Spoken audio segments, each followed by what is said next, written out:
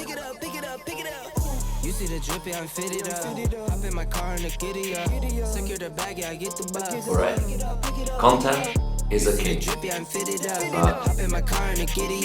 What about a queen? I get the bus. Pick it up, pick it up, pick it up, pick it up. I've been on the flex since flex zone.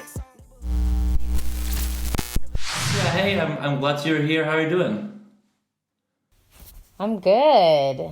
Lots of positive things happening here in the States now, so you got me at a good time. Yeah, maybe that's good because the first time we should have this meeting together was 2 or 3 days before the election was over. But nowadays you seem like celebrating. So, and you look really, really smiley. I like it. So, how was things? How was it? How is it in America right now? I mean, I'm happy. I'm positive. So, as folks who follow me, be careful with this word. Be careful with this word. You know.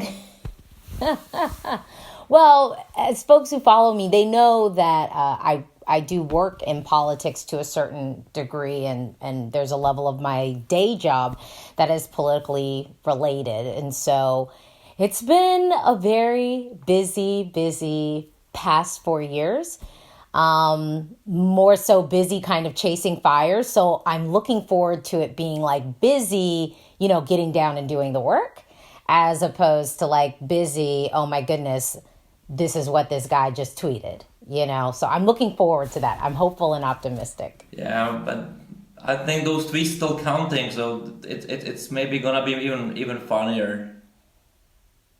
Well, at least it'll be like the guy sitting on his toilet at 2 a.m. firing off tweets as opposed to the president of the United States. Yeah, I think I really understand you. Even I'm not American, I think we all had really, really funny times with this person, as the politicians here were really using it as a good symbol, which drives me completely mad, of course. So he really influenced the politics all over the world, even we are across the ocean and far more.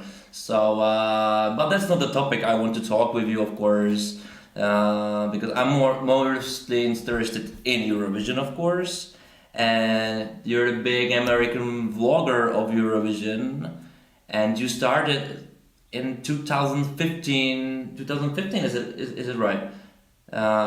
About Eurovision, and can you tell me where this road, it's 2020, where this road took you, like 5 years before and now?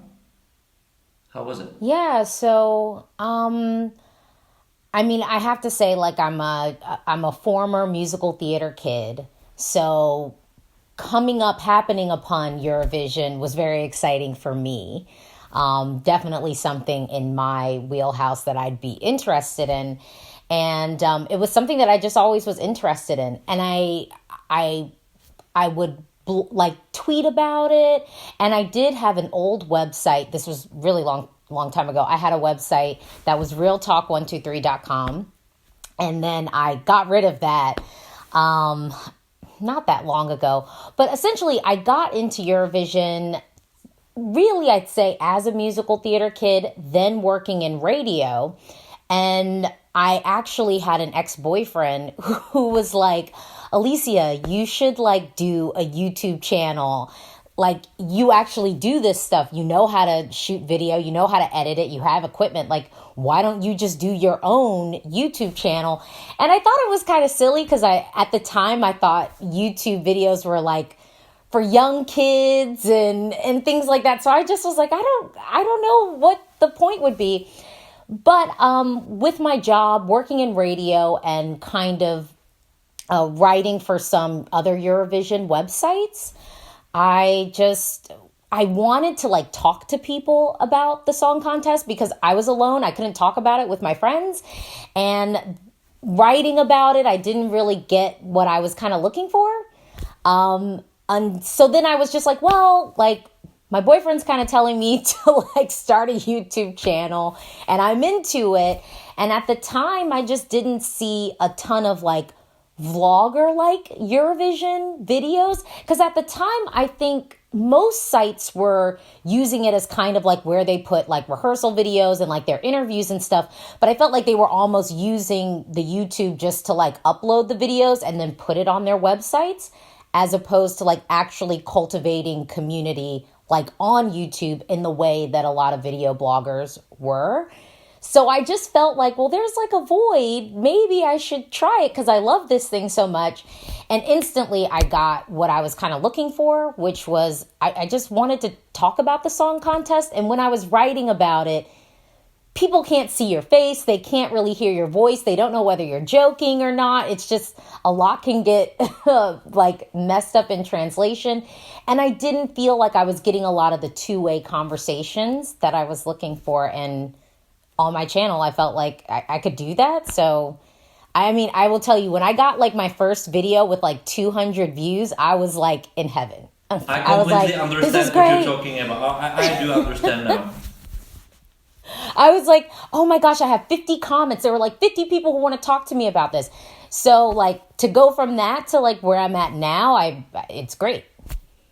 Yeah, but how this road went? You know, you started, all right, you just decided to start. It somehow started. I watched recently a few of your like first videos, and they were good. You're super funny actually, and that didn't change, I must say.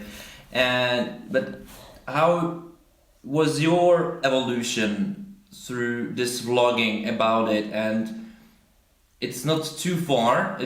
You actually started to doing vlogging when I was starting to be head of delegation for Czech Republic, and for me, Eurovision was completely new, absolutely new thing.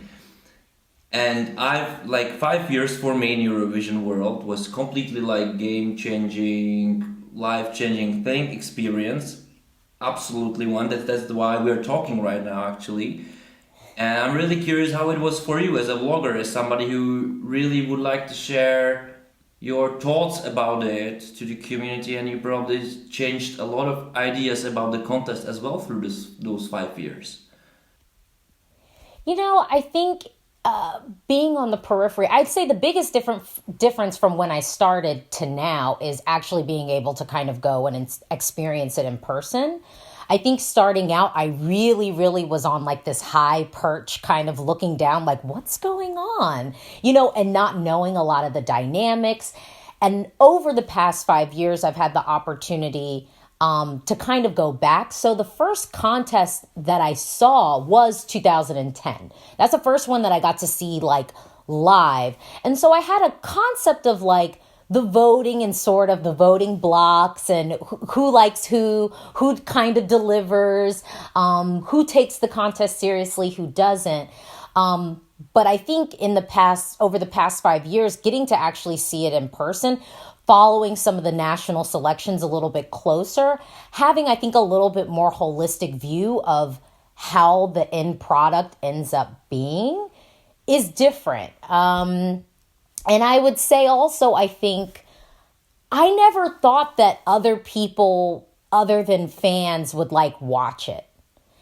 And that offers a little bit of a shift too, because I think I just would have my opinions. I'd kind of just say them. And I was just looking to talk to other fans, other Europeans who were into the contest. And we just kind of talk about what we think, kind of the final finished product.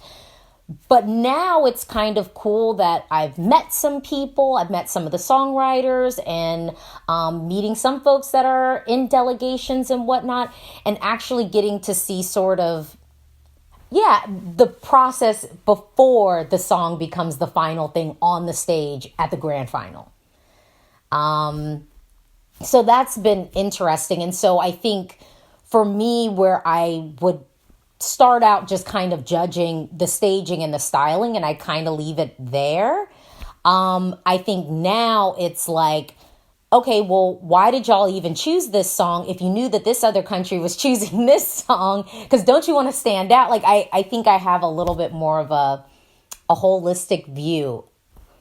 I'd like to think. Yeah, I really think that you as well really don't care what others think, as you really talk, you know, right now to like I saw one of the videos when you were just directly talk to singer. You didn't say the name, but you're definitely talks to someone who, if he or she will see it, definitely will know who you're talking about, and we're there to say, I'm talking to you, you know.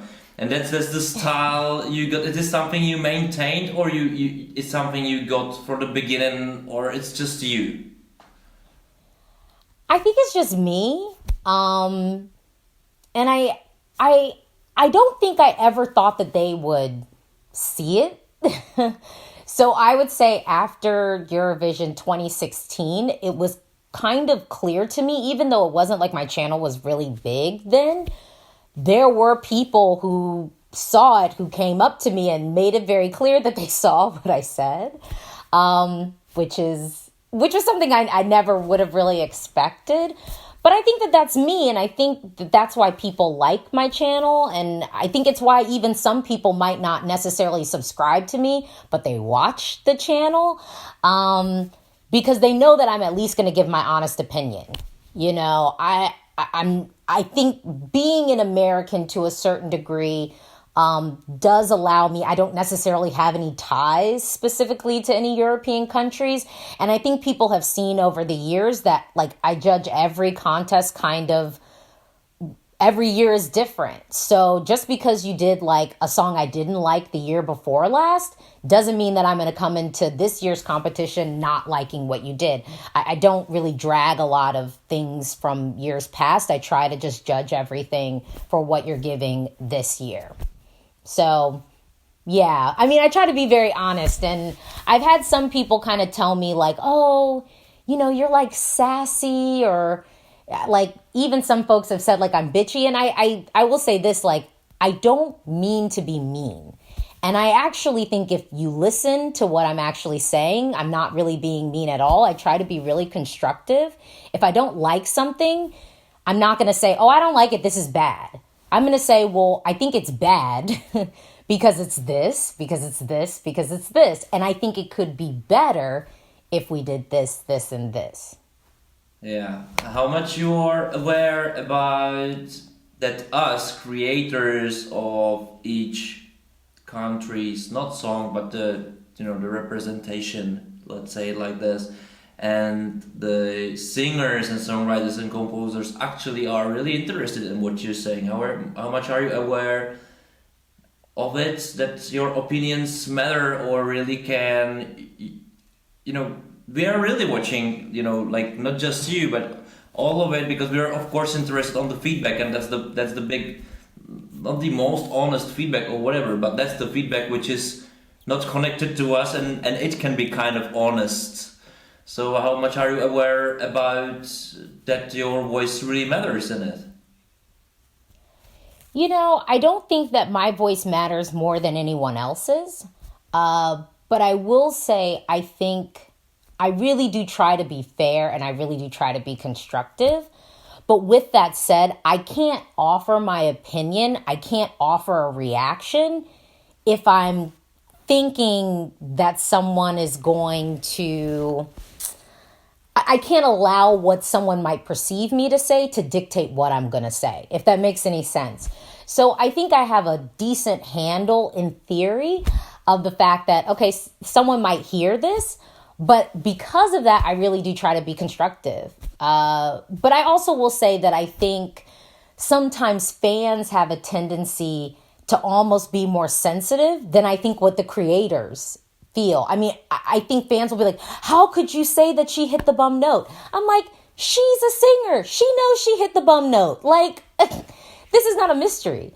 If you are singing and if you go flat or you go sharp, you're going to hear it. If you don't hear it in the moment, you're going to hear it when you watch it back. And for me, being someone who has performed before, I want the blunt feedback because I want to be the best that I can be, and I can't be the best that I can be if someone's holding back on a critique. Okay, let me hand it. Yeah, I completely understand, and I think that's fair. I think actually whatever answer you would say in this matter can be said is fair, because that's what you're doing,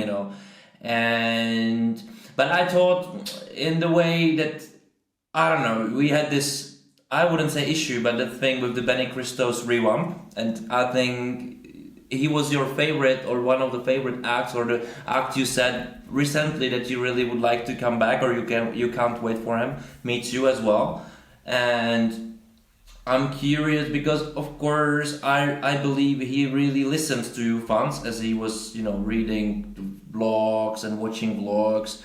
And that influenced him to do something with the song, which I think it wasn't right, but it was, of course, its own thing. But do you think that your voice can really, or I believe your voice matters in this, in those situations. It can really matter. So you like if I like count you vlogger community. So how much are you aware that it really has this power over them? Well, I guess my answer is, I guess I'm not that aware of it. I think that that's a good thing, because I really am over here in a bubble a little bit. I'm in a bubble here in America. I'm not able to go to a lot of the national selections. I can't vote in most of them. I can't even vote in Eurovision. I've never ever voted for entry at Eurovision, So to me, I will say, though, I do think some artists maybe listen too much. And I don't want to say they listen to the wrong voices, but I was just watching, oh my goodness, I think it might have been like David Letterman has the show on Netflix. I don't know if it was Letterman. I don't know. It might have even been a comedy documentary that I was watching and kind of talking about the ills of Twitter. One of the things I love about Twitter is it allows you the opportunity to have a platform to blast your voice and your opinions out there. And it gives that microphone to anyone. One of the things I hate about Twitter is it gives that microphone to anyone that they can be able to blast out their opinion. So sometimes something might feel really loud on Twitter, but it isn't really that loud. It's just a lot of minority people kind of speaking this thing out, and it really isn't what the majority thinks. And I would say when I critique entries, I really am coming from the position of someone who I do consider myself to be a vocalist, although I don't do it for money anymore.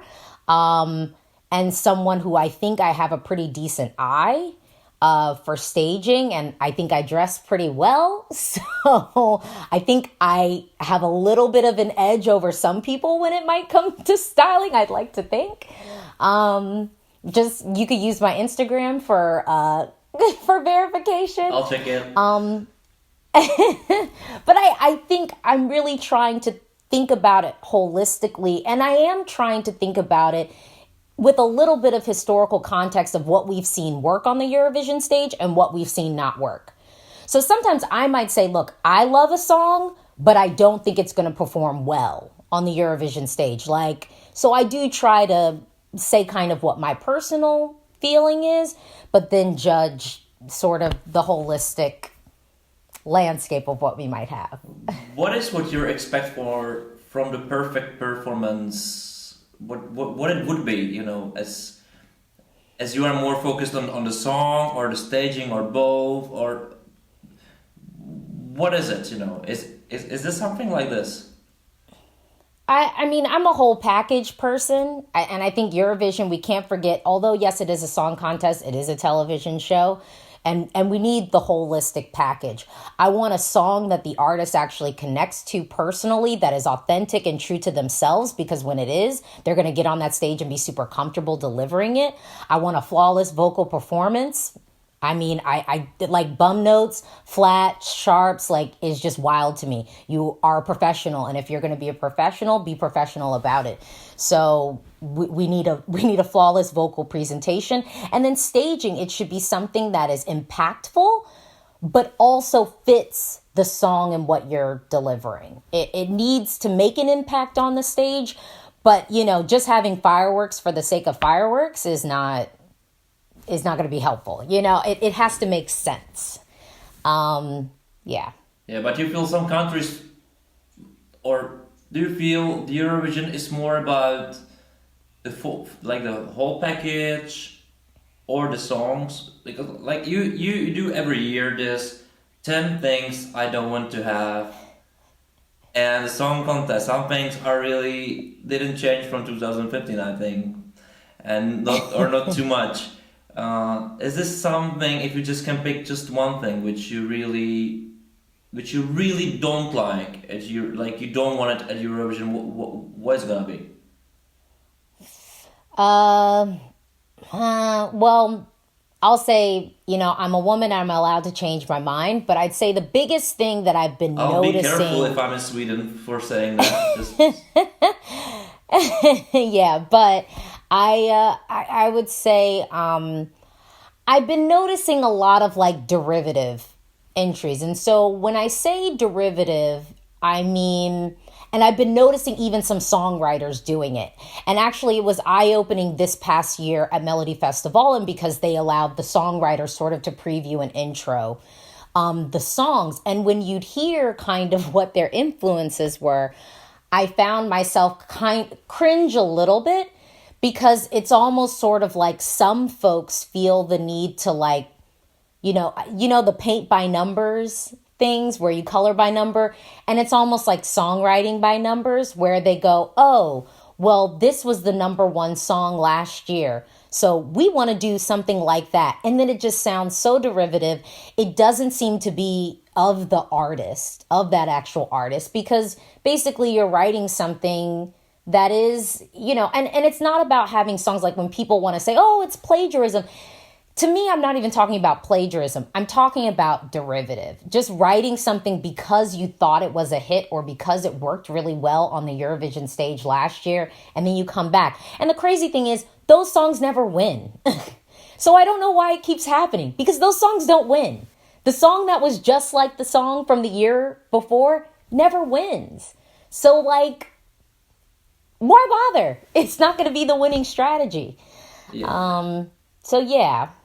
So that's it. I can give you some insight, which is that things are sometimes much more complicated than they seem, and sometimes even I struggled with the opinions inside my own TV that we should send something like that because that worked, and it was really hard to tell other people the philosophy which was completely different from this one. And then, Eurovision seems to have some patterns, I think, as well. And sometimes as well, there are some things which I kind of fighting against it as that's the some songwriters, composers, whoever, those teams. I think sometimes they're using the singer just for their work, kind of. It's a weird thing, and I think that's very visible at Eurovision, especially last year. I think it was very visible, and that's the other question. What do you think about last year's pre-selections? Because you just don't like pre-selections, it seems. No, so I mean, I think I am like many Eurovision fans who find themselves after the national selection season feeling a little bit lost, feeling a little dejected, feeling a little let down because some of our favorites didn't make it through. And we find ourselves still holding a little bit of a candle for them hits that didn't make it through. And what that does is when you go into Eurovision, now you feel a little bit differently about the artist that's representing and this song because you're still thinking about this other alternative that they could have had. It's a little bit like bigger, better model sort of situation where it's like we could have had that, but then you gave me this. And now I just can't even receive this because I just thought this shouldn't be happening. So last year I knew, so I just had a baby. So last year, 1, I was pregnant. 2, it was an election year. So I knew my time was going to be extremely limited. And I don't want to make like, oh yes, I'm going to follow this and this if I'm not really going to do it 100%. And I I even was like, maybe I won't follow any of the pre-selections, but I ended up following Melody Festival, and because I was like, I think I'll go. Which, good thing I was able to go, because that was basically like Eurovision last year. That had the most Eurovision 2020 artists in one place, because we didn't get our Eurovisions in concert, and we didn't have the Eurovision Song Contest. So I'm glad that I was able to do that. But yeah, I don't have anything against national selections, but it's just hard. And I mean, there have been some really rough years where some really great songs didn't make it through. And then you're just bummed at the final product. And I didn't want to do videos where I found myself, just like, oh, well, I just reacted to this thing, but they should have done this. I didn't want to do that. I was like, I just want to receive what's going to happen. But honestly, this year, I'm probably going to do the same. I'm probably not going to follow the national selections this year. Maybe Melody Festival, and maybe,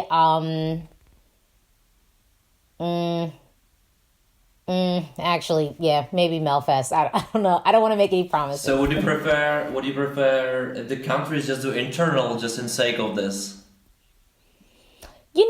I think there is something to be said for the benefit of an internal selection. Curious. And I think internal selections, well, let's think. I think that there's something to be said for an internal selection when you really know you have an artist, you have a song, and you just want to go behind that. You can save up some coins and really just put that into the Eurovision final. I mean, look, I understand that for some countries, really their national selections, it's not even like people are thinking about it because of Eurovision. Like, they're really just, they like to have it. And I get it. And I think that it's fine. But it is hard when you've seen countries, from my particular perspective, it's like you see an entry in the national selection and you know that it could win. Like, it could come top 10, it could come top 5, top 3, and then they choose the thing that ends up coming in 24th position. It's like, then what was all that work for? Just in your country to do a show? Okay. But if we know that the end game is Eurovision, is the Eurovision Song Contest, look, I just want the most competitive song contest. I want to go in there like, I don't know what's going to win. Like, all of these 15 songs could win because they're all great. That's the show that I want to see. Yeah, that's both of us. That's like us too. Yeah. So, yeah. And then, I mean, look, like, and then it stinks because in some countries you've had like return artists like perform in the national selection. And then like some of these novice artists, don't get through, even if they have a great song. And then it's kind of like that opportunity is a little bit robbed from them just based off the fact that other person has the name recognition and the fame. And I think that can be unfortunate too. Yeah. On the other hand, isn't it a bit of shame that with the internal, or let me ask the other question. When you put, I don't know, the review of the Melfest winner and you say like, hey, wow, I like it, I know the staging, and then they come to Eurovision and the staging or the live performance isn't just that good on the rehearsals you see or something, and then you say, okay, I need to change my opinion. Would you do it or not? Or have you had this feeling before? Like, so basically I didn't like something in a national selection and then I gave my feedback. It can be like this, yeah. It can be put like this, yeah. Well, so I'll give a concrete example. So, Norway, that's how you write a song. I didn't like the song in the national selection. I never liked that song. I didn't like it for lots of different reasons. I felt like it was derivative. I didn't like it. I didn't like it at all. And I never changed my opinion. I didn't like it in the national selection. And when I showed up in Lisbon and we saw what was happening on the stage, I didn't really like it then. And I never liked it. So I guess I've never really changed my opinion, but I wonder if I'm trying to think of a song, because I've been actually asked this before.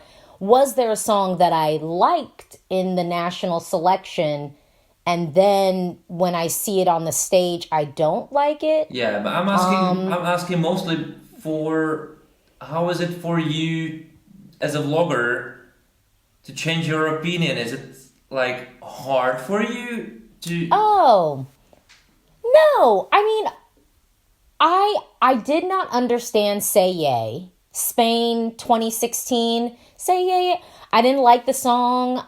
I wasn't into it in the national selection, but it grew on me. By the time I got to Sweden, I was like, oh, it's kind of like dancey. It's sort of upbeat. It's fun. The staging was awful.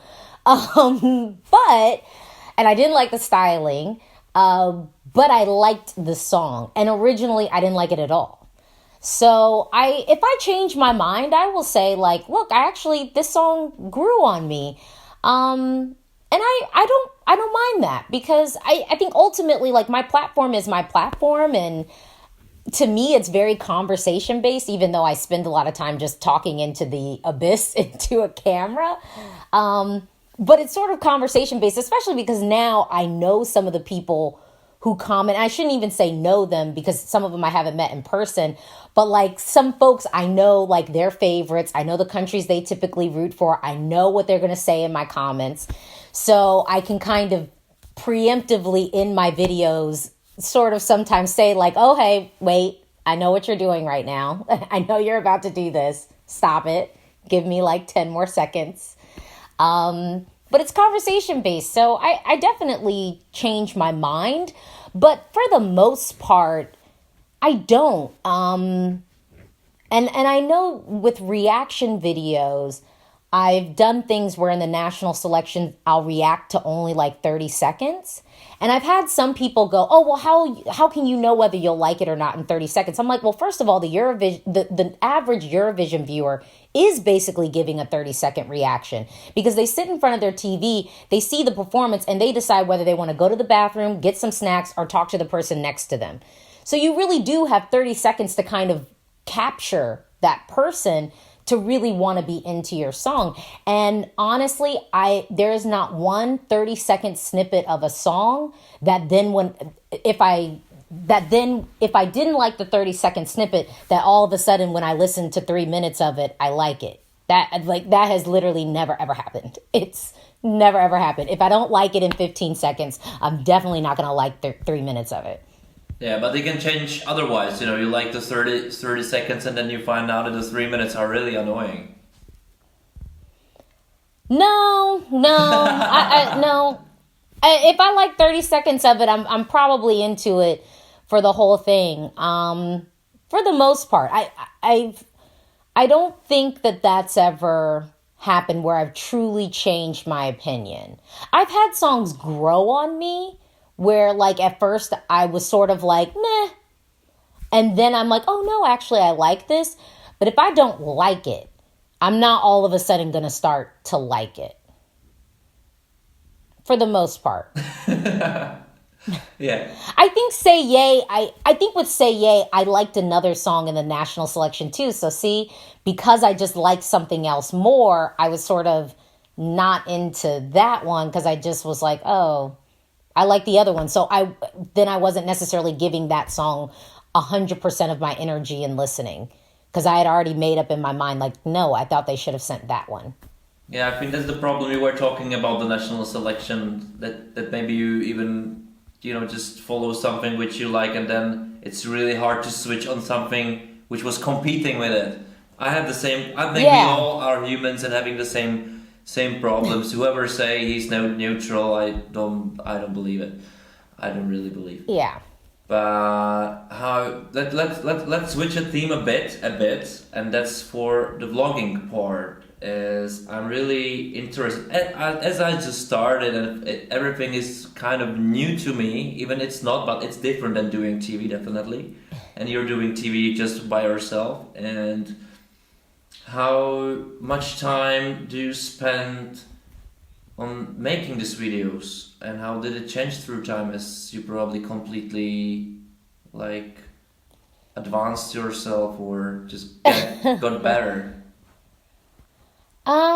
Well, so I did go to school for this. My major in school was broadcast journalism. So, for me, I started out, I think starting out with my videos, I was a little bit self-conscious because I was just by myself. And at the time when I was looking at it, the only other people who were kind of doing anything was like wee wee blogs. And so it was like William and Devin sort of had each other. And so I was just like by myself. And then also, I felt even more isolated because I didn't even have any friends to talk about it. So I used a lot of like sound effects. So a lot of like my early videos, I was just busting through like sound effects. I would be super like extra with like jump cuts. I would even like pose out like I'm going to start here.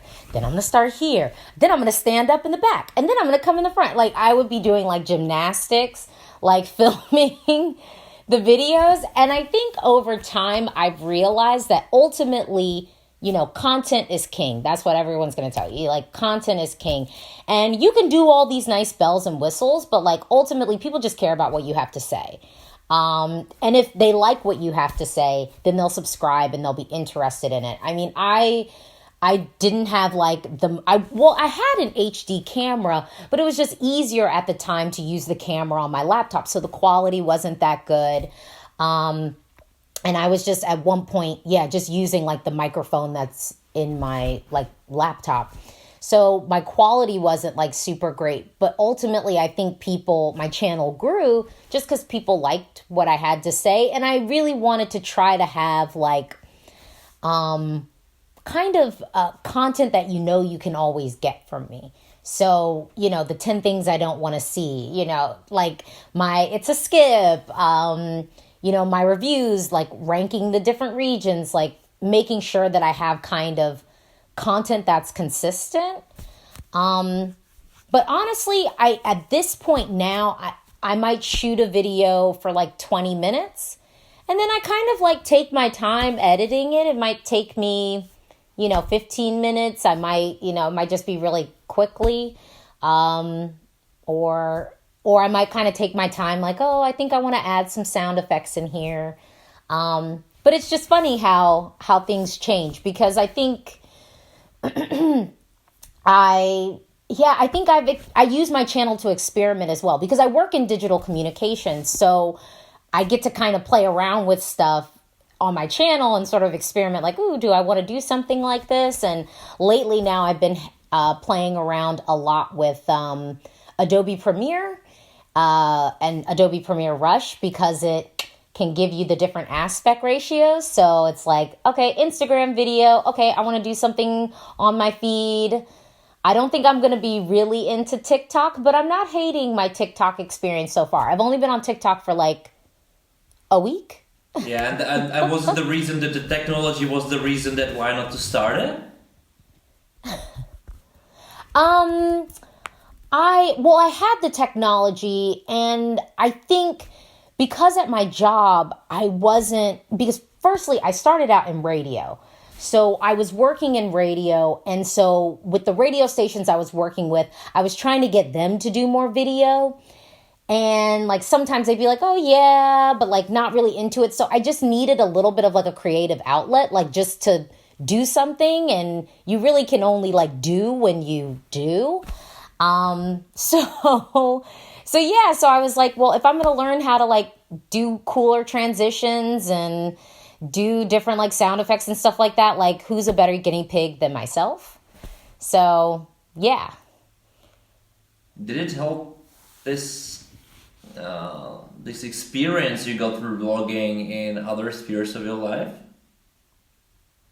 Yeah, I mean, I work at the second largest union in the United States. I'm the assistant director. My official title is Assistant Director of Communications for Digital Media. And a lot of the work that we do is, if folks know about like $15 minimum wage, so like 5 for 15. Just this past, like during COVID, we're the largest healthcare union in the United States. So advocating and trying to get healthcare workers PPE, protective equipment while they're at work, masks and whatnot during this time frame. I've been able to kind of figure out like, well, when I'm posting my videos for Eurovision, I notice that I get more clicks when I do this. I notice that when I use like these types of hashtags. So some of the trends that I'll see digitally, I will bring over into my job. And that's kind of fun. Yeah. And I mean, ultimately, I do sometimes edit video and have to do video work for my job. And I can do it definitely faster since I never let the skill kind of go away.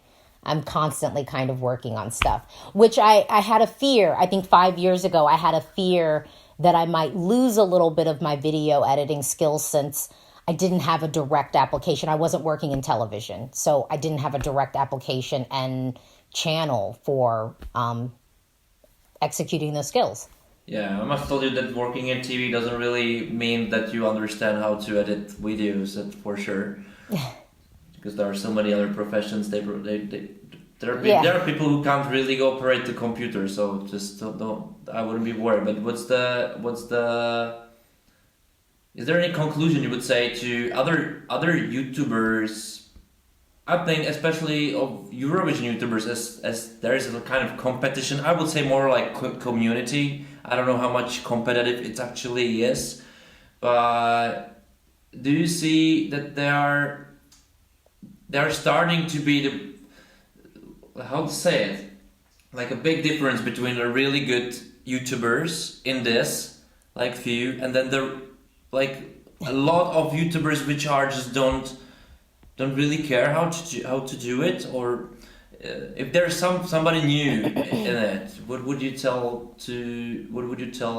her or him to focus on?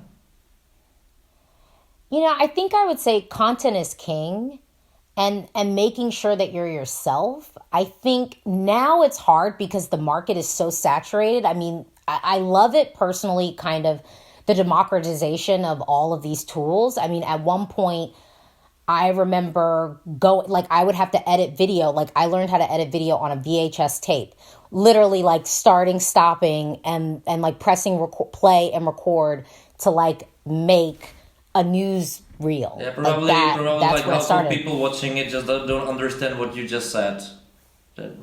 Yeah, exactly. So now it's so easy. It's so easy to stand behind a phone, a laptop, shoot something, edit it, put music on it, and then upload it. It's so easy to do it. And so with that, I think the floodgates have opened and there's tons of people doing it. But I think the people who want to come in new, it's just you got to be yourself. Definitely figure out what your niche is. Don't copy anyone because people will call you out on that. And just do what you want to do. And I also will say, make the content that you want to see, because that'll allow you to be consistent. You'll enjoy it. I mean, this might sound kind of narcissistic, but like I have to like watching myself to do this. I would have to like seeing me to even do this. So if you have any qualms about that, then this is probably not the thing to do. But just making sure that you're being your authentic self and figuring out where the void is and filling it. I think that that's key. I think what you have now is people just going, oh, well, I can do it. So then they just do it, but you're not really filling a niche or a hole. So, what do you bring that's unique that's going to make someone want to watch you over some other folks? And some people just think, oh, because of what I have to say. No one's going to know what you have to say unless they click on the video. So how are they going to get there? Yeah. How is it with the fans community of yours? That you definitely you definitely fill this void of yours. You find it already, and you have lots of fans, and you have a lot of discussions under your videos. I haven't read it, I must confess, but what is what is the communication with them? How is it? How do you feel about it? Yeah, I make no qualms about this. I have seen every single comment that comes up under my videos, and I do moderate comments to a certain degree. And I'll moderate comments that aren't even necessarily involving me, because I want people to feel comfortable commenting under my videos. If people feel like, oh, if I comment under this, someone's gonna like come attack me and call me names, then they won't comment. And I definitely don't want to kind of create that kind of community. But I try to create a community where we can totally disagree. People do not have to, I say it after every video. I'm like, if you disagree with me, talk to me in the comments below. Because I want to have the conversations. Ultimately, that's really why I started my channel, was I wanted to talk to people. I wanted to go to Eurovision and have people to sit down and talk Eurovision with. I wanted people on Twitter that I could talk about the national selections, talk about what this head of delegation said, what this person's planning to deliver. I wanted to have those. So to me, I think I'm talking to people everywhere. Under my videos, I'm in the comments, I'm on Twitter. I will talk to people on Twitter, and Instagram as well. I'm on Instagram. So I feel like I have really great two-way conversations with people that then when we do have Eurovision, I've always said it feels kind of like a family reunion, because I feel like I get to see all my friends that I haven't seen, and some folks that I only get to see on the internet, you get to see them in person and hug them and all of that stuff. So yeah, I feel like I have really good conversations with people, and it's really direct. But that's ultimately why I started my channel. I think other people have different, I don't want to say agendas, but different goals and what they're kind of trying to create. If you're someone who has a YouTube channel, but really it's a arm of your website, it's a little bit different. But I think me being positioned where I am, it really is about talking to people. That really is my goal. Yeah. What is the hardest thing on it? I don't like, ultimately, I will say I have pretty thick skin. People can kind of say really wild stuff to me because I feel pretty assured in myself. I know that I'm smart. I know I'm not dumb.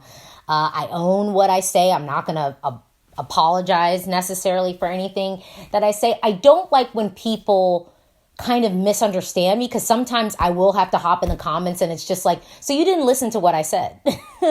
Because what I just said was this. So if you were really listening, you would have heard that that's where I was coming from. And 9 times out of 10, when I'm misunderstood and I hop in the comments and kind of tell the person like, no, I was saying this, the person's like, oh my gosh, okay, I totally didn't get that. Makes sense, bet.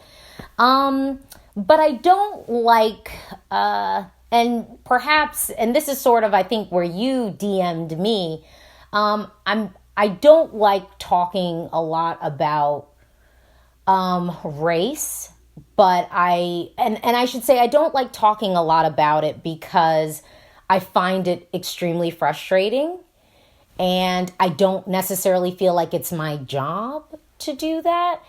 And I kind of am like, I feel what I feel about it. And that's a space where I don't always like having the two-way conversation, because ultimately I feel like it ends up not being a two-way conversation. It ends up being a conversation going like this, as opposed to two people actually talking to each other. It ends up like I say something completely over you, you say something over me, and we're really not having a conversation. And I don't like that stuff. But being a woman of color, I have had some like wild comments, but honestly, like, I hate to say that they don't hurt my feelings, because I think that they're wrong and I don't want to minimize like the impact of it, but it doesn't really hurt my feelings. It just is sort of like, oh, how unfortunate. How unfortunate of you that you decided to come out your mouth and say this. So that it's just, and honestly, I think given the past 4 years and the climate that's been created under Donald Trump, it's hard to feel like you're getting it from all around you. As opposed to, before he was elected, where if I only was getting it from like trolls on the internet, it's just like that's kind of like one channel. So it's just a little bit different. Yeah, I think we're like we all, of course, we had this. I wouldn't say conversation. It was just a few comments on Twitter or something. But for me, I find out it's kind of hard to talk about some topics from very different perspective as a Central European with completely different background, historical, whatever, than even the rest of the Western Europe has. And to talk somebody from the US, but the US influences us all, kind of. And then we all think that I think we can all, of course, have opinions about anything. And what I kind of missed in this, and maybe it's understandable because it's maybe super annoying, as like for you and for millions of people, to always just talk about some topics, but especially with the Trump, who just embodied this non-conversation thing, that we are unable to talk about serious things. And as well, this is a serious thing, like the BLM, and other culture, color, whatever serious topics, homophobia, for example. And I think we're still, even we did it in our conversation, kind of to avoid to harm each other with some those misleadings which you just expressed. And I understand why, that we're just lost the will to find the center of the conversation, and instead we're avoiding not to get into it.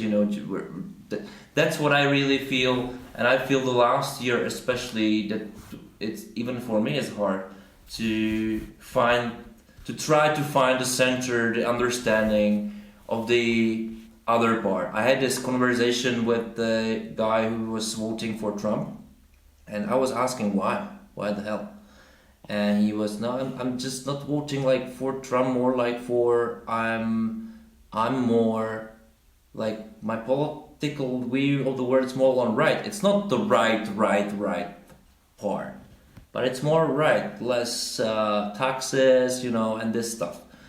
And he said like, okay, I don't like his style, but he embodies this, and I don't like the other style. Even I like the guy, but that's. And I said, okay, that made kind of sense, And that was a conversation, and I didn't want to see it because I said, oh, Trump is an idiot, But it's not that easy, isn't it? So, or is it? Here's the thing. I think that the issue with Donald Trump is, and I've always said this because I have friends who were Republicans. You can be a Republican. There's nothing wrong with that. I'm not one, but you can be one, and I can be friends with someone who's not a Republican. And like I said, I grew up in a house where I didn't grow up in like a yelling house, but I grew up in a house where we would have conversations and we didn't have to agree, and it was okay. And it didn't feel like an argument just because we disagree. We can both have conversations where we can go back and forth kind of stating our perspectives on things, and they don't have to align. And it can still be a respectful conversation that's cool. I think the issue with Trump is, and I think the issue that I find with some Europeans and some, I think, Trump voters, young people, older people, but in particular, young folks, is the issue with complicity. And there's nothing wrong with being a Republican. But in my opinion, there is something a little bit wrong with giving this individual, who is clearly racist, who is clearly divisive, is an agent of chaos, I think, to be nice about it, is an agent of chaos to a certain degree, and essentially give that person carte blanche and give that person grace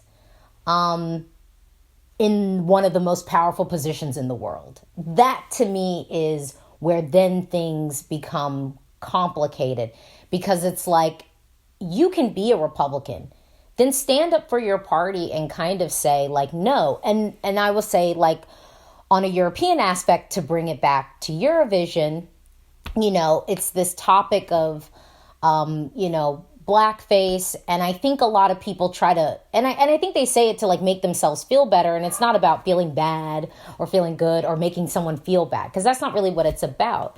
But it's, I think, a level of empathy that if I, from my seat as a Black woman, can like identify the points of privilege that I'm speaking with. I have a job, I have a home, I have a college degree. These are points of privilege. Then I don't see why someone else can't see that. And I think everything ends up going to this place of like, well, I never owned slaves. And it's just like, well, we're not talking about slavery.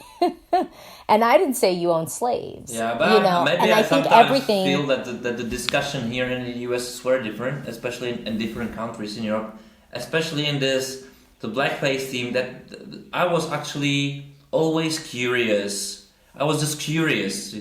That for me was the thing I was always thinking, and then just correct me in whatever way right now, because I'm really asking out of curiosity, and I don't have this knowledge of super many things, which maybe someone can find offensive. But my superhero actor, I have two black men. I really love them. It's Samuel Jackson and it's Morgan Freeman. I love them. And I'm curious, I've never done it before, to go on costumes, being one of their acts, like from Pulp Fiction, which I love this role.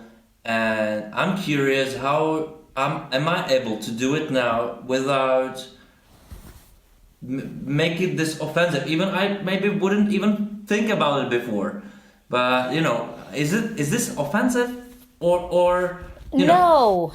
I think where it becomes offensive is when people begin to like paint your skin, and also it's like, yeah, but how can I be Samuel Jackson without doing it? Because I'm white. Yeah, so you can, and I mean, I would cite like Miley Cyrus dressed up as like Little Kim for Halloween one year, and she wore the purple wig, the pasty, and like the purple outfit. And everybody knew she was Little Kim. She didn't have to go tanning. She didn't have to paint her skin dark. Everybody knew, boo-boo, you are Lil Kim. Yeah. If you want to be Samuel Jackson, nobody in here will know that, That's the context. That's on them. Yeah. But that's on them. You can wear the costume without darkening your skin. You can wear a suit, the skinny black tie, the white shirt. You could even, with the mustache, you could even put the wig on. I think people are just saying, just don't paint your skin black. That's it. Like, it's actually not hard. And I think where it becomes offensive, honestly, where I think the hurt, and actually I don't even think offensive, because I don't think that when people do shows like Your Face Sounds Familiar, that they're trying to be offensive. I don't think that at all. I think these people have they have the best of intentions. But here's the thing. We do live in a global society. And I think sometimes Europeans like to wash their hands of like America. And the fact of the matter is, America was created by Europeans. Yeah, but there's another problem. That's the other. Yeah, but that's the other problem with the Europe is that if you say Europeans, that is so like this is very. Well, I get crazy, I understand. So no, this is actually crazy. No, I get it. It's super huge, and each country has so completely different history. Right. And so that's why I say, I'm like, it's where the hurt comes from, though, is when you have someone go, I'm a person of color and I am offended by this. It offends me. And I understand that you had the best of intentions and you didn't mean to hurt my feelings and you didn't mean to offend me. But here I am in my hurt and I'm offended. And where the hurt comes in, and then I think where the damage from the other side goes, is when the person then goes, well, I'm not racist and I didn't mean to do that. And there's no acknowledgement of the hurt. There is no like, oh, dang, you know what? When I did it, I wasn't thinking of that. when I did it, I didn't think that would hurt or offend anyone. I won't do it again. My bad. I didn't mean, if that is what you're feeling and that part doesn't happen, then it feels like it is then perpetuating like some of these negative things. And it's honestly, it's super complicated. And I don't mean to simplify it at all. I really, really don't, because it is layered, it is complex. And, I am not a historian, but, racism is like, we are all humans. And I do feel that, and I don't think anyone means any hurt. But like I said, I think where the disappointment and the hurt comes from people who are of color is when our hurt is not acknowledged. When it's just like, well, I'm not racist, so, you shouldn't you shouldn't have your feelings hurt. And it's like the person on the other side is like, but I'm not calling you racist. I'm saying that this act that you did hurt my feelings and it made me feel uncomfortable. And I think it's just as simple as that. But again, I do think everyone has to be willing to kind of have the conversation.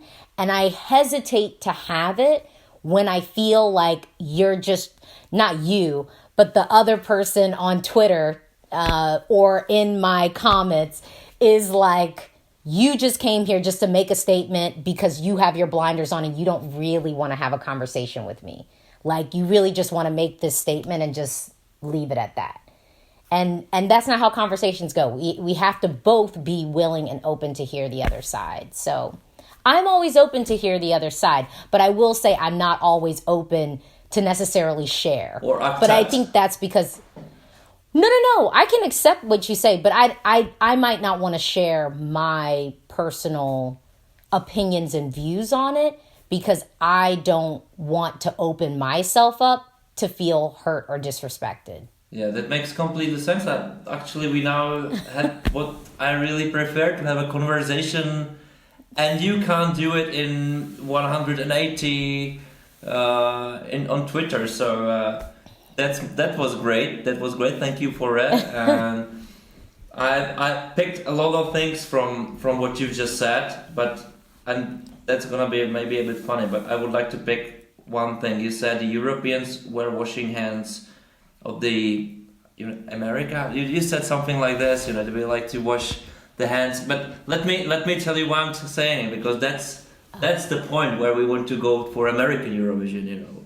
Because it's brought to you by Europeans as well. Because the Swedish guys will be doing it, or a part of the team. I got this great conversation with Ola Meltik, and it's just few days, maybe from now it's weeks when this is gonna be out. Who's gonna be doing it? And you were said, and I just wrote this quote, and you just said in 2015, just listen. I don't think Americans should compete in Eurovision, but they should care about it. Did you change your mind now? No, I think this is an opinion I've been extremely consistent about. I think if anything, it'd be cool if Americans could maybe vote. If we had if we had a jury and could vote, and you could get just vote on the entries, I think that could be cool. But I don't think Americans should participate at Eurovision. But you will have your own show now, like maybe next year. Well, okay. Well, we'll see. Are you going to follow? We'll see. I don't watch. I think I don't even know if American Idol is still on. I think it is. I don't watch it. I don't watch The Voice. I don't watch America's Got Talent. I don't watch those shows. So I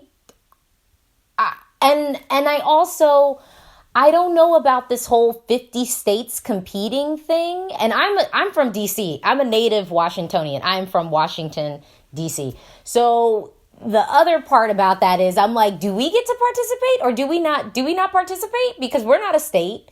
So then I'm like, it's a bit more complicated maybe, but the concept's gonna be this very similar to Eurovision. So it's gonna be like this, almost the same, kind of, probably. Well, where the states are gonna the states are gonna have a representative, and then they sing and battle out a song. Yeah. That just seems like a very large investment, also because I mean, there's 50 states. So I mean, yeah, is Puerto Rico gonna have representation? I mean, just imagine that. Luck. Just imagine Good that. luck. In Europe, there are like 40, 41, 42, 43 countries competing each year, and it means with the national selections, like hundreds of songs, and then those 42 it just competes. So maybe that's not that huge how it seems. But my question, what I was really curious about, I didn't know what will be your reaction about the American Song Contest at all, but. Let's say the DC is gonna compete as one of the 51 states now with the DC, but and you are the head of delegation of the DC representation. What will be your steps? Well, if this is a hypothetical game that I so don't want to play, just because I'm like, I will believe that Americavision is happening when I see it in the TV guide on Netflix or whatever. When I see the actual production, I will believe it. When I see that it is picked up by a television network, I will believe it. But right now, I just feel like it is like the most fantastical conversation ever, but I will play this fantastical game. Okay, so if it's DC, I mean, DC's official music is go-go music. So, I mean, if DC's competing, it's going to be a go-go band. And, I mean, it's pretty easy, I feel like, with DC. We got to rep, like, I guess that is our official, music genre, is like go-go music. So, DC's bringing go-go music. That's just what would have to happen. How would it look? So, how would it look? Well, go-go music is... Yeah, so go-go music is great. I think I would ask I would ask an established go-go group, maybe even see if Wale is available, to lend us, a little bit of star power. So I think it would be a Wale, featuring Wale, but a go-go band definitely in the lead. And our stage performance would be dope. I mean, because go-go is all about live performance and live music. And I did read something about Americavision where they said you would be allowed to have groups. I think in America, you would have to be flexible on the 6-person on the stage rule. I think you just go on and let people do the show how they want to do the show. And I think it would just be good, authentic go-go music. If you haven't heard go-go music, just look up, Chuck Brown, Rare Essence. These are some groups just for your Googling I'll just put pleasure. it there. Go down the rabbit hole. No, of I go-go need music, to because you won't regret it. No, I'm super curious about this project. Maybe I'm fascinated and having the same fascination for it, even if it still doesn't exist. Then you have for our Eurovision, if I can say our Eurovision, as from American perspective, it must be a bit bizarre sometimes, And maybe what I heard from European, but working on American Song Contest, even less diverse than it can be in America. Well, I think with Americavision, what I would hope would be that, because I think when I've heard from Eurovision fans, what they think it would be is America would just have a whole bunch of pop music, which I don't think that that's actually how it would work in practice. I think each state does have a different vibe. I could see, Tennessee not just having country music, but bluegrass. I could see Washington State, I would expect them to have a dope rock group. That's what I would expect them to serve. I think Florida, obviously, please give us some dope reggaeton, let's do it. New York, let's get like hip hop. I think even, and I mean, I say this because really I am like a hip hop fan, and that's a genre I would love to see more of at Eurovision. And I would say it's a genre I'd love to see done at Eurovision well more.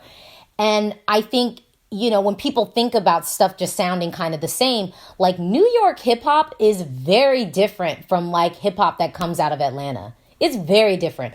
I think so I think the fears of it being kind of homogenous and sort of a lot of the same, I think Americavision could surprise a lot of folks with the level of diversity that is in the States. Honestly, I think it could be very, very different the way each state sort of brings a song. But again, I mean, like, are they trying to get celebrities? It's just such a fantastical concept because it hasn't happened. Yeah. So to me, we're kind of talking and hyping up a thing that doesn't exist. Our Eurovision, and I don't think they're very close to really doing it. So it's not that hypothetical actually. I'm just hypothetically speaking it, but do you think that those concepts as Eurovision, as American Vision, Asian Vision, World Vision, it doesn't matter, need stars?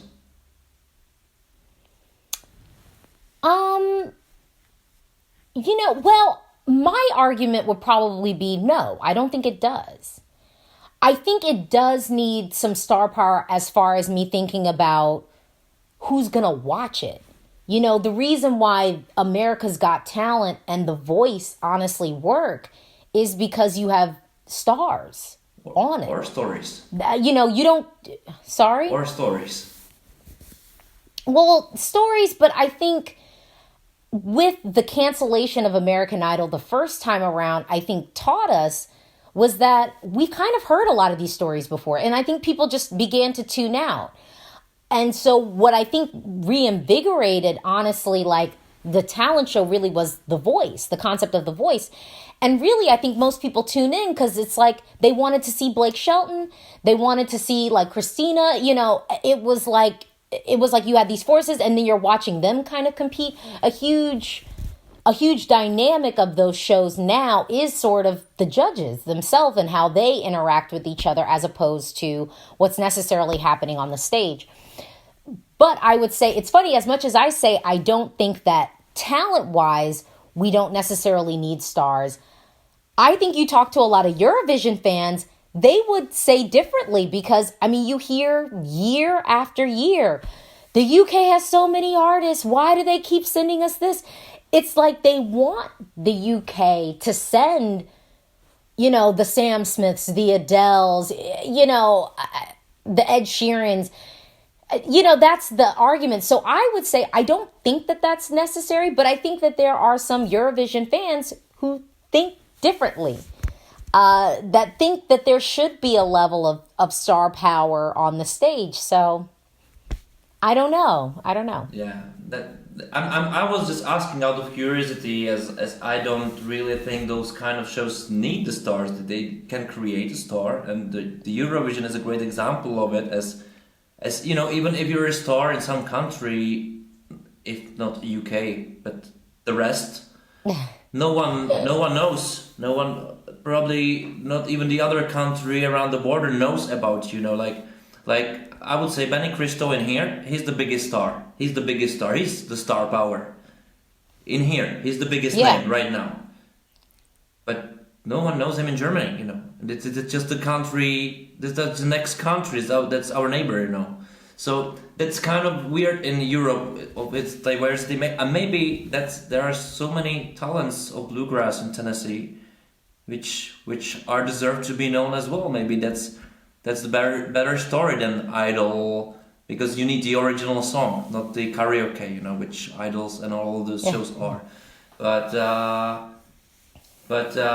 is there something you would expect from Eurovision, which is like a lot American thing to be there, that you miss from culturally or television wise, or just you as an American, which from your your point of view, you really would like to see at Eurovision, like something which you're missing here? So something that I want to see. Yeah, whatever it is. That's something that Eurovision is missing. Yeah. Well, one thing I will say that I like about Eurovision, I love Eurovision for the songs, and it's kept me, I think, into it, because every year, as someone who loves music, I get a whole new batch of songs. And it's great. I get a whole new batch of great songs that I can listen to every year that are brand new. A lot of times from artists I've never ever heard from before, and I love that. It is a steady stream of content. I think I would love to see more. I mean, I think I said this. I would love to see hip hop done well on the Eurovision stage, and like respected on the Eurovision stage, because I have heard people say, well, it's the Eurovision pop song contest, and no, it really is a contest for pop music. And I just think over the past 10 years, that argument really just doesn't carry a lot of water for me.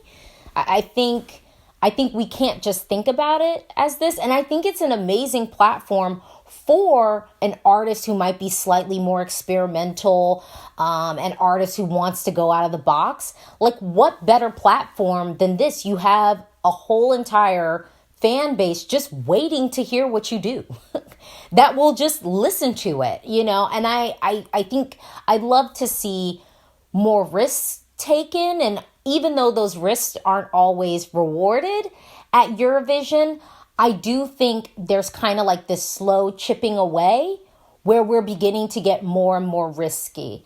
And, if Conan Osiris had to crawl so that another artist like Conan 10 years from now can fly and win, that's what I want. That's what I want. So I'd like to see more risks taken, and I'd like to see hip hop done well personally. I really would like to see hip hop done well. And I think I'd be remiss if I didn't mention, what was happening last year, where really last year was the most diverse, in theory, year of Eurovision. It had the most artists of color. And I think that that's important, because I have friends in the States who, logically know, yes, that there are like black folks and, people of color, Muslims, like in Europe. But that's not always the image, I think, that maybe we get from Europe through the media and whatnot. That might not always get through to your average person. And so to see so many countries have that representation, I mean, you and I know this because, I follow Eurovision, so it's not a surprise to me. But the fact that last year had so much diversity, and honestly, all good songs, all good quality songs, that I imagine all of those songs would have done really well. Yeah. And of course, the chorus of Dogs in the House. Yeah.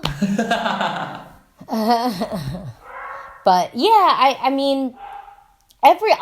every year at Eurovision, I get something new and surprising that I never could have imagined. And that's really what I watch for. It's something like I've never seen. I still watch You're the Only One, and I was in the arena. I saw the rehearsals, and I still, to this day, watch it like, oh my gosh, what is he doing? Like, it's still amazing to me. Moldova in 2018, with probably the budget of maybe $200, did this really kitschy, cute representation of that song on stage. It's just memorable. And it's something you go, oh yeah, that was so cool. So I love that. Even though it is the Eurovision Song Contest, there is an aspect of well, how do you plan on bringing this to life on the stage? Which I think that's really the challenge. That really is the thing that makes it a competition, because you can have really great songs. We've had plenty of years at Eurovision where it's all these songs are objectively great. No one's really phoning it in. These are all great. So how do you make it a competition? Well, then you got to do it live and put it on the stage. Yeah. Yeah, I think that was nice a really nice ending of this conversation. And maybe I'll give you one last shot, and that's just something I would like you to ask is, what would you say to the vloggers from America to focus more on Eurovision? If you have this power, what would it be? For just vloggers or just the American public? I would like to say vloggers, probably, as this is your expertise. Well, I feel like American vloggers, if you're going to start covering and following Eurovision, you need to do your research. You need to know your history. And I also think, there is a little bit of a culture of, I think, people using Eurovision for likes and views, They're using Eurovision as a platform kind of to get themselves likes and views. And the thing is, if you don't really love this thing, people are going to know you don't really love it, okay? It's going to be pretty obvious that you don't really know what you're talking about, that you don't really love it. So as much as I say get into Eurovision, I just wish more Americans were interested in watching it, because it's so awesome. I mean, it really is great. You get all new original songs. You have all these artists, some really seasoned, some novice artists, and they're all coming together and they're performing on the exact same stage. You might have someone who's at the top of their game, that's a huge celebrity in their country. They're performing on the same stage as this young girl who is 19 years old, who's maybe sang on television once, and now she's got this megaphone and platform to the world. And stars can truly be born. Why would you not want to see that when it happens? You don't want to be the person coming in last minute like, oh, wait, what? Like, because then you're late. You're already late. You want to tune into that. That was a beautiful speech, I must say. It really seems a bit like you prepared it. All right, Alesia, I think I must say thank you very much. That was exciting conversation. Exciting one. Really, really appreciate for your time. Really, really must thank you a lot. Thank you. Thank you for asking me. And good luck this year. Yeah, we'll see. Goodbye. Thank you.